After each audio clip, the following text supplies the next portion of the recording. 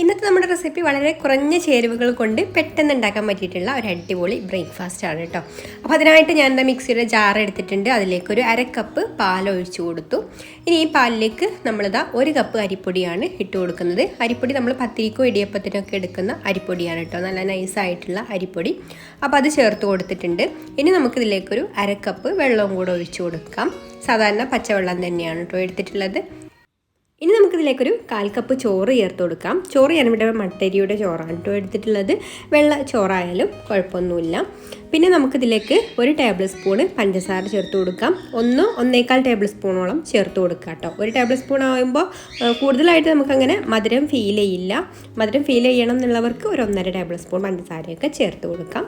ഇനി ഇതിലേക്കൊരു 1/2 teaspoon instant east ചേർത്ത് കൊടുക്കുന്നുണ്ട്. പിന്നെ നിങ്ങൾക്കൊരു വീഡിയോ കണ്ടിട്ട് ഇഷ്ടമായിട്ടുണ്ടെങ്കിൽ ഒന്ന് ലൈക്ക് ചെയ്യാൻ മറക്കരുത്. അതുപോലെ തന്നെ നമ്മുടെ ചാനൽ സബ്സ്ക്രൈബ് ചെയ്യാതെ കാണുന്ന കൂട്ടുകാരാണെങ്കിൽ ഒന്ന് സബ്സ്ക്രൈബും കൂടെ ചെയ്യാം കേട്ടോ. ഇനി നമുക്കിത് നന്നായിട്ട് അരച്ചെടുത്തതിന് ശേഷം ഈ ഒരു ബൗളിലേക്ക് ഒഴിച്ചു വെക്കാം. ഈ മിക്സിയിൽ ചുഴറ്റിയിട്ട് വേണമെങ്കിൽ ഇതിലേക്ക് ഒരല്പം വെള്ളം കൂടെ ഒക്കെ ചേർത്ത് കൊടുക്കാം കേട്ടോ. അപ്പോൾ ഞാനിപ്പോൾ ഇവിടെ വെള്ളം ചേർത്ത് കൊടുക്കുന്നില്ല.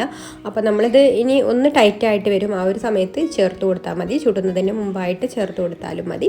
അപ്പോൾ ഇതിങ്ങനെ തന്നെ ആണ് വെച്ചിട്ടുള്ളത്. ഇനി നമുക്കിത് റെസ്റ്റ് ചെയ്യാനായിട്ട് വെക്കണം. അപ്പോൾ നമുക്ക് പെട്ടെന്നൊക്കെ ഇൻസ്റ്റൻ്റ് ആയിട്ട് ഉണ്ടാക്കിയെടുക്കണം എന്നുണ്ടെങ്കിൽ 1 മണിക്കൂറൊക്കെ ചെറിയൊരു ചൂടുള്ള വെള്ളത്തിൽ ഈ ഒരു പാത്രം ഒന്ന് ഇറക്കി വെച്ചാൽ മതി കേട്ടോ. അപ്പോൾ ഞാനിത് രാവിലെയാണ് ഉണ്ടാക്കിയെടുക്കുന്നത്. അപ്പോൾ ഞാൻ തലേന്ന് രാത്രി നമ്മൾ കിടക്കുന്നതിൻ്റെ ഒക്കെ തൊട്ട് മുമ്പായിട്ട് 10-10:30 ആവുന്ന സമയത്താണ് മാവ് റെഡിയാക്കി വെക്കുന്നത്. അപ്പോൾ നമുക്ക് വെറുതെ അങ്ങനെ തന്നെ വെച്ചാൽ മതി കേട്ടോ. രാവിലെ ഒരു 6 മണിയൊക്കെ ആകുമ്പോൾ എടുത്ത് ചുടാനുള്ളതാണെന്നുണ്ടെങ്കിൽ ചുടുവെള്ളത്തിലൊന്നും വെക്കേണ്ട ആവശ്യമില്ല. അല്ലാതെ തന്നെ പൊങ്ങി കിട്ടും മാവ് നന്നായിട്ട്. അപ്പോൾ ഞാനിവിടെ റെസ്റ്റ് ചെയ്യാൻ വെച്ചിട്ട് ഇപ്പോൾ രാവിലെയാണ് കേട്ടോ എടുക്കുന്നത്.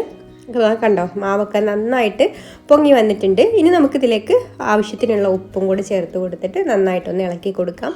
പിന്നെ ഈ ഒരു സമയത്ത് മാവ് കുറച്ച് ടൈറ്റായിട്ടാണ് കേട്ടോ ഇരിക്കുന്നത്. അപ്പോൾ ഞാൻ ഇതിലേക്ക് ആവശ്യത്തിനുള്ള വെള്ളവും കൂടെ ഒഴിച്ചു കൊടുത്തിട്ടുണ്ട്. സാധാരണ നമ്മളൊരു അപ്പം ചുടുന്ന ആ ഒരു മാവിൻ്റെ ഒരു കട്ടിയിലാണ് കേട്ടോ വേണ്ടത്. അതുപോലെ ചുറ്റിച്ച് ചുടുകയാണെന്നുണ്ടെങ്കിൽ ഇതിലേക്കായും കുറച്ചും കൂടെ ലൂസായിട്ട് വേണം. ഇപ്പോൾ ഞാൻ ചുറ്റിച്ചിട്ടല്ല ചുട്ടെടുക്കുന്നത്. സാധാരണ നമ്മളൊരു വെള്ളപ്പം പോലെ വെറുതെ അങ്ങനെ പാനിൽ ഒഴിച്ചിട്ടാണ് ചുട്ടെടുക്കുന്നത്. അപ്പോൾ ഈ ഒരു ലൂസിലാണ് കേട്ടോ ആക്കിയെടുത്തിട്ടുള്ളത്. ഇനി ഇതുപോലെ ഒരു പാന് നന്നായിട്ട് ചൂടാകുന്ന സമയത്ത് നമുക്ക് ഇതിലേക്ക് ഒരു കയ്യിൽ മാവ് ഒഴിച്ചു കൊടുക്കാം. പാന് നല്ല ചൂട് വേണം കേട്ടോ. അപ്പോഴേ ഉള്ളൂ ഇതുപോലെ ഇങ്ങനെ ചെറിയ ഹോൾസൊക്കെ ആയിട്ട് വരുള്ളൂ. അപ്പോൾ ഇതുപോലെ സൈഡൊക്കെ ഒന്ന് വെന്ത് വരുന്ന സമയത്ത് പിന്നെ നമുക്ക് ലോ ഫ്ലെയിമിൽ വെച്ചിട്ട് അടച്ചു വെച്ചിട്ട് ഇതിൻ്റെ മുകൾ ഭാഗമൊക്കെ നല്ല ഡ്രൈ ആകുന്നത് വരെ ഒന്ന് വേവിച്ചെടുക്കാം. അപ്പോൾ ഇതിവിടെ റെഡി ആയിട്ടുണ്ട് കേട്ടോ. ഇനി നമുക്ക് ബാക്കിയുള്ളതും കൂടെ ഇതുപോലെ തന്നെ ചുട്ടെടുക്കാം. അപ്പോൾ നമ്മൾ ഒന്ന് ചുട്ട് കഴിഞ്ഞ് അതിന് ശേഷം പിന്നെ ഹൈ ഫ്ലെയിമിൽ വെച്ചിട്ട് പാൻ നന്നായിട്ട് ചൂടായതിന് ശേഷം മാത്രമുള്ള മാവ് ഒഴിക്കാൻ പാടുള്ളൂ. എന്നിട്ട് നമ്മൾ വീണ്ടും ഒരു ഹോൾസൊക്കെ വന്നതിന് ശേഷം ലോ ഫ്ലെയിമിൽ വെച്ചിട്ട് അടച്ചു വെച്ചിട്ട് കുക്ക് ചെയ്തെടുക്കാം. അപ്പോൾ ഇത്രയേ ഉള്ളൂ. തേങ്ങ ഒന്നും ചേർക്കാത്ത നല്ലൊരു വെള്ളപ്പം ഇവിടെ റെഡി ആയിട്ടുണ്ട്. അപ്പോൾ എല്ലാവർക്കും ഈ ഒരു റെസിപ്പി ഇഷ്ടമായിട്ടുണ്ടാവുമെന്ന് വിചാരിക്കുന്നു. അപ്പോൾ ഇനി മറ്റൊരു നല്ല റെസിപ്പിയുമായിട്ട് അടുത്ത വീഡിയോയിൽ കാണാം. താങ്ക്